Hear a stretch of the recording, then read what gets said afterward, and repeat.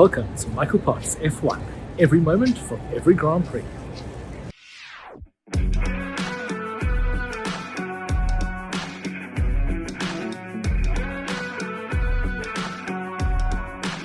And every unbelievable bedroom that you are staying in around the world. What's today's glorious one? Hi Steph, how are you? I think I just do this so that I can see where you're staying around the world. I'm in London, as you can see, I'm at the flat. But where are you? It looks very beige. It is quite beige.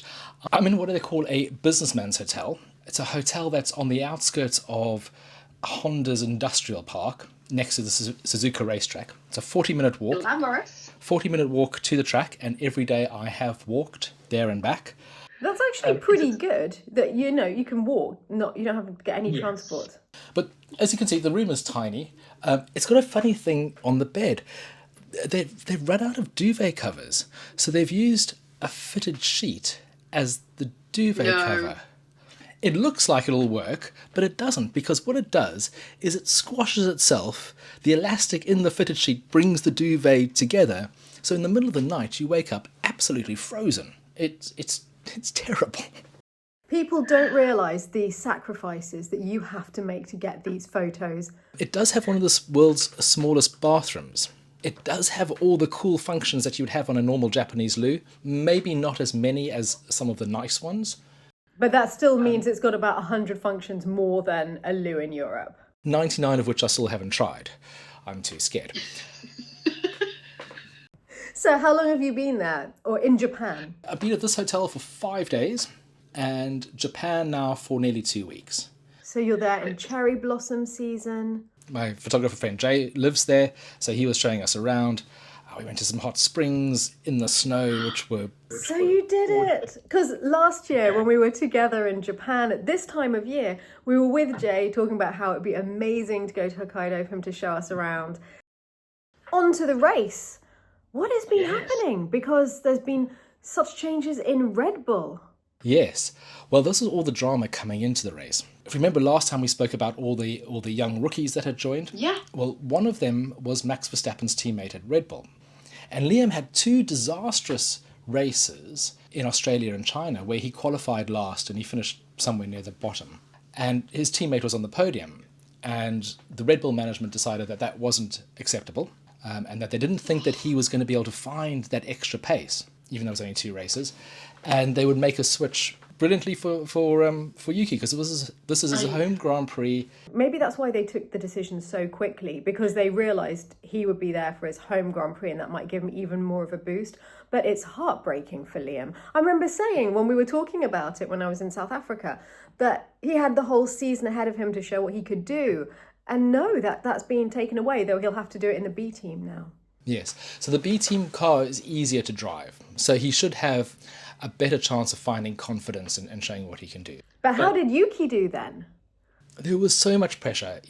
Home race, this is the first Japanese driver that's realistically had a chance of being in a race-winning car. They came out with a brand new livery. The car was all white and it looked beautiful. In the press conferences on Thursday, everyone was asking, Yuki, how are you doing with the pressure? Are you going to be all right? And he was like, I think all I'm worried about is when lunch is. Priorities absolutely straight there. But how did he do? The pressure did get to him, didn't it? The first practice, he did brilliantly. He was in touching distance of his teammate. You couldn't have asked for a better start. Second practice, there was a lot of strange things that happened. There were a couple of crashes. Jack Dern, another junior, had a huge crash.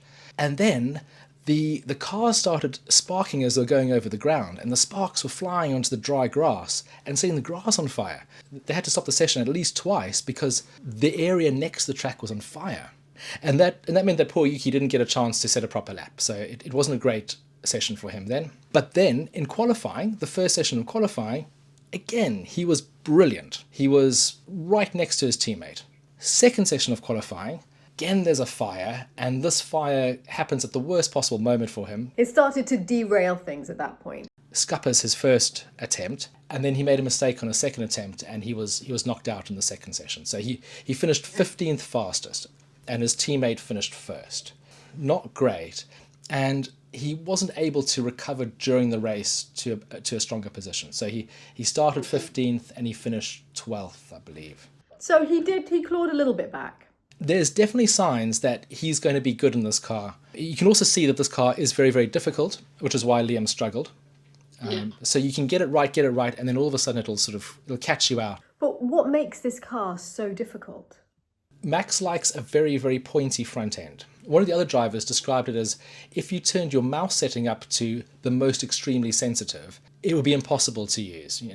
It's a vehicle that has been literally custom designed for him with all of his quirks, his abilities. And so when someone else comes in, it's not an extension of their body in the way it is of his. But he did excel once again in the car, and this was his first win of the season. But fourth win, he's won the last 4 Japanese Grand Prix. So this is definitely a track that he loves. So he was so excited when he won. He jumped out of his car. I was standing next to the Red Bull team, and he rushed over and dived onto his teammates. I got this nice picture of his bum as he was diving over, but then kind of came and congratulated everyone. And I got this quite nice one of him shaking hands with the guy next to me. So that was quite cool. It was a bit of a weird weekend weather-wise. It's been very cold. Most of the days there's been a ghastly wind, icy wind that's been sort of going through every piece of clothing I've got. We've had all of the weather. That might explain why you sounded like death when I spoke to you at the beginning of race weekend. I mean, I didn't think you'd be able to do it. I honestly thought you would have to just take to your bed for the whole thing. No, I sounded like death because I was near death. I got some really good local Japanese medicine, which fixed me perfectly. Do you want to know why I'm here? Yes, please. Well, I'm sure you remember that your kitchen is completely destroyed and, we're living with just chaos, devastation, destruction, and our guest season about to start. But the great news is that we found a British company, it's called the White Kitchen Company, and they are really rushing the production of our kitchen to try and get it for us as soon as possible. And they think it will be starting to go in at the end of April, beginning of May, which is crazily soon. When you next come to Lalande, there might actually be a kitchen. Well, hopefully it won't be that long, but this is so exciting, Steph. I'm so impressed that you've managed to find this already. When are you back in Europe? Like, when might you actually be able to come and see all of these new things? On Tuesday, I fly off to Bahrain, and I'll be there for a week. And then the following week, it's Jeddah in Saudi Arabia. These are 3 races back-to-back. And back-to-back races are very, very, very exhausting. It's grueling. Well, can you tell us a bit about your schedule? Because I think people don't realise why it would be so tiring having what, let's face it, is a dream job. But I think people don't realise just how little sleep you get. For the 4 days that the race is on, I probably sleep about 4 hours a night. And that's because I've got to do lots of editing. Today, I've managed to edit probably about 600 pictures since the race has started and since I'm chatting to you. I've got quite a few more to go tonight, but they're for clients that need them less urgently. Yeah, there's just a lot on. We have 4 days of a race, and then there's 3 days before the next one. But in those 3 days, I need to fly to Bahrain, set everything up. I'm doing an event the day before, so on the Wednesday, and then the whole weekend starts. And then we do the same thing again for Saudi Arabia. So you don't really have a moment to stop and decompress. So that's why these triple headers particularly are bad. If you think it's bad for me, I just have to take pictures. The poor mechanics and the teams have so much more to do. The guys who are busy packing up Japan at the moment, a part of that is going to get flown to Bahrain. So the car and all the stuff that they only have one copy of gets sent to Bahrain. So that has to be packed up tonight and air freighted to be put together again on Tuesday, Wednesday morning. It's crazy. But they've got the whole garage, the whole hospitality that they need to rebuild. So they have 2 teams. So there's a team that set up Japan. Those people are already in Saudi Arabia. There's a second team in Bahrain. They've been there since Friday, setting up the garages, making sure all the electricity works, putting everything together, because they arrive at these places and there's nothing. It's a huge undertaking. So the logistics behind it are phenomenal. is unbelievable. But also the amount of jobs that it creates, it's insane amount of people. Because of course you see the same sort of faces each time, and it's people working in the hospitality and the catering and the organisation and all of the things that we don't necessarily think about. We think about the teams, we think about the mechanics, but there's this entire other industry just travelling around the world following Formula One.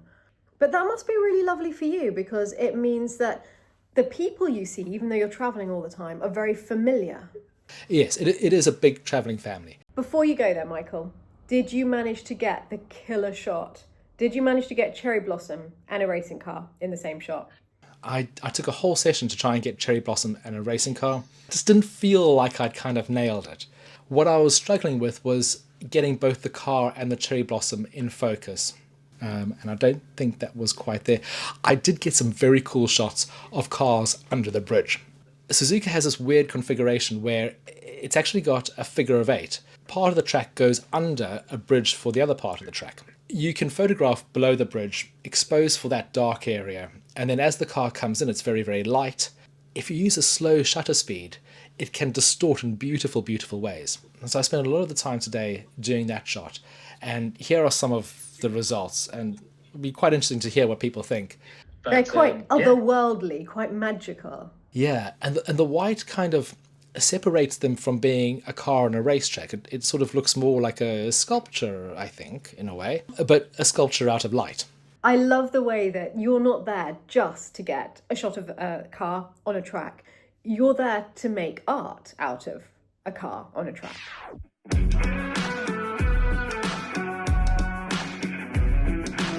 Thank you very much, Michael. It's been great chatting to you, and I'll chat to you, well, in the next place.